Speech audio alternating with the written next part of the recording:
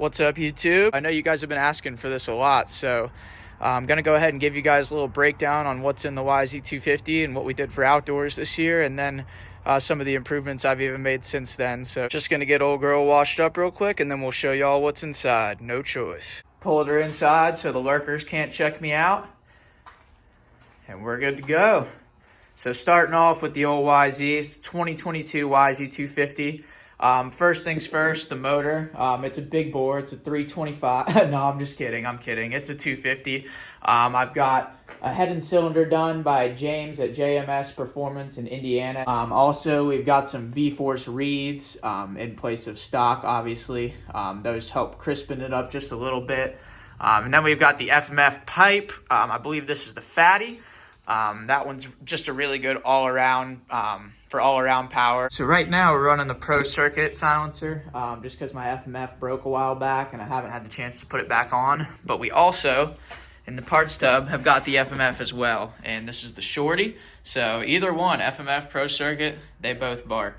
Next we'll go into the suspension. No A-kit or anything special like that. It's all stock that's been valved by MRP. Maynard Racing Performance, and it's got the Race Tech Gold valves in there. I was running stock suspension for a while. My first two nationals, I borrowed some Enzo forks for a 450 and then ran a stock shock, but right after Redbud, I ended up getting these MRP Race Tech forks, and they are unbelievable. My boy Chris got me set up, and I literally haven't changed the clicker yet. Same thing here with the shock, MRP Race Tech. Run the sag around 105. Our linkage is all stock. Never had a problem there. And then also I found that the Yamahas work really well when the forks are nearly flush in the clamps, because these things already turn really good. So I've just found that it's a lot more stable and a little bit more predictable. This is a little trick that not many people that I know use. I run the Works Connection hole shot device, and then the ring, you're able to just move it up and down on the fork guard kind of wherever you want. So whenever I go to different tracks, whether it's more traction or less traction, I leave this button in the same place, obviously, and then I just move the hole shot device ring up and down on the fork as need be, and change my hole shot device rather than my technique, so I can just start the same way every time. Front tire, I'm big on the Dunlop MX33. That's what we got on there right now. I've never actually really ran much else. This is definitely the tire I'm the most comfortable on, so I've been sticking with this. And then we've got a normal size rotor on here as well. I know Yamahas aren't known to have the best front brakes in the world, but this thing stops plenty fine for me. Rear rotor is also stock. Apart from the head and cylinder modifications, as far as bottom end goes, I haven't really done anything. Transmission's just stock, crank, everything like that. It's all just stock Yamaha parts. Now handlebars, pretty easy for me. I really like the stock Yamaha bend, so I just run that. Never really mess with anything else, because kind of in my opinion, if it ain't broke, don't fix it. Also up here on the handlebar setup, notice I kind of like to run the levers down a little bit. They kind of look off at first glance, but as you're riding, if you have your elbows up, you're going to be reaching further down there. So now for rear tire, currently I have the Pirelli mid-soft on there because the last time I bought a tire, this was the only thing that was available. So right now I got the Pirelli mid-soft. I also really like the Dunlop MX33. That one's always good, and you just know what you're going to get out of them. So those are my two most commonly used tires. And then in outdoors, since the tracks were so deep, and then if it's sandy or something like that too, this is definitely my go-to. This Pirelli Scoop is almost like a cheater tire. It is unbelievable. Honestly, it just feels like a Dunlop 33 with just like extra traction. As far as the gearing goes on this thing, we left the front stock. It's a 14 tooth. And then in the rear, I've actually gone up 2 teeth. The stock is 50, and I went up to 52 just because I really like that bottom end snap. I just like to have all that power there for whenever I need it, and then if I don't need it, that's what throttle control is for in my book. But lately, the bike has been running so good that I think I'm going to have to need to go down on the gearing, because the bottom end is just insane. I can barely hang on to it. The oil I use, for the longest time, I've just used the good old Rotella T4. It hasn't really done me wrong yet. I was going through clutches really quick, so I was trying out this Trans Oil Plus from Yamalube, but I just kept frying clutches just as quick as ever, so I went back to the Shell Rotella. No choice. Fuel, this is something that I'm kind of still learning about, because for the longest time, I've just used avgas from an airport. It's 100 octane low lead, and it's just really consistent, runs really clean, and have found good longevity out of it, but I've kind of wanted some more power out of this thing for a while. So right before the big Muddy Creek money race, I finally started using race gas. Started using some of this VPT2, and it is insane the amount of difference I've felt on this bike. I swear it's like 2 to 3 more horsepower at least with that fuel in it. So with the avgas, I was running my jetting more close to stock, maybe just one down on the main leaner.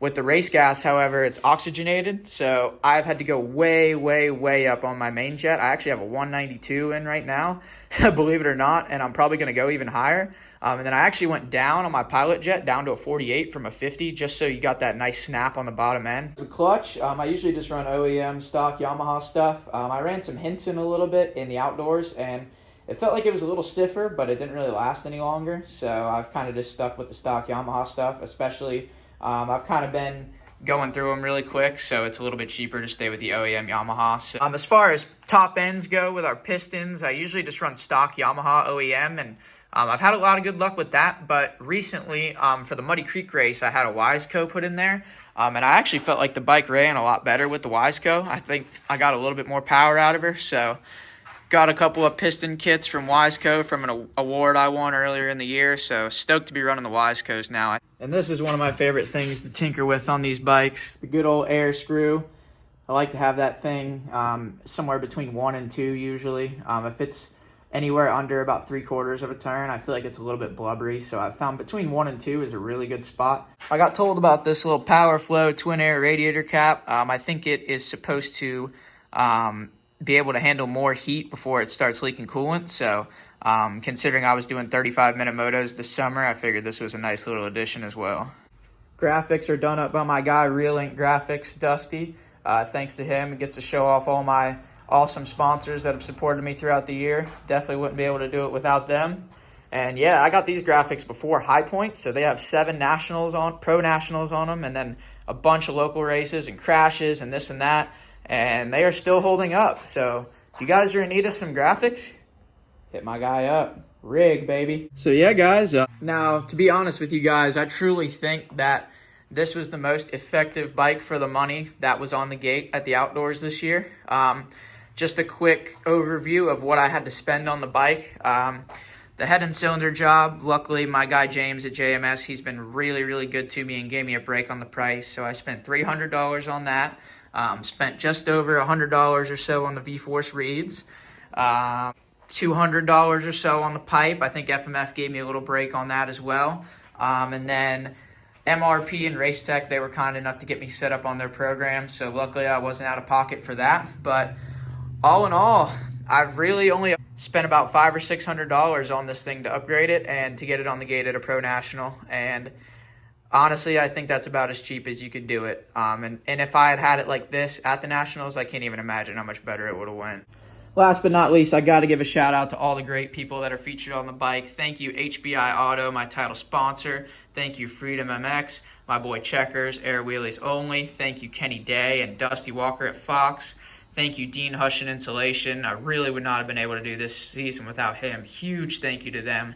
Thank you, Miserable Clothing, for all the awesome clothes and the help with my Millville trip.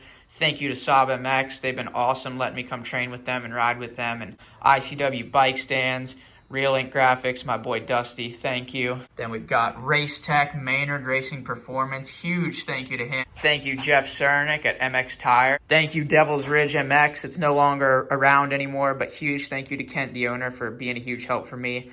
This outdoor season, wouldn't be able to do it without you.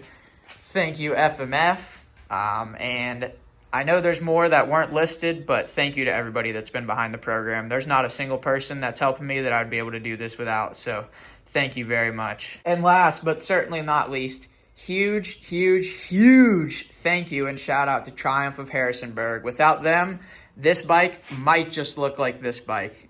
Triumph of Harrisonburg, they were nice enough to help me out and get this thing put together for me before the Muddy Creek 2-stroke race, and they did a hell of a job because we ended up getting the dub. That's about all we've done to this thing. Hasn't been anything too crazy that I've done to it, but I've been riding a YZ250 exclusively for about the last 3.5 years, and over those last 3.5 years, I've definitely been able to find what works and what doesn't. So this is the current setup, and we're always trying to refine it and make it a little better, but It's actually a little bit of a bummer that I never started running the race gas until after the Nationals, because while I was racing Nationals on this thing, it was not near as good as it is now. It didn't run near as good, wasn't near as fast. So now that I'm running the race gas, this thing is 100% as fast as I want it to be. And really the only reason I got a 450 in the first place is because I wanted more power. But if this bike always ran like this, I would have never gotten the 450. This thing is a rocket, and I can't wait to shred it all year next year. Thank you everyone for watching. Hope you guys enjoyed.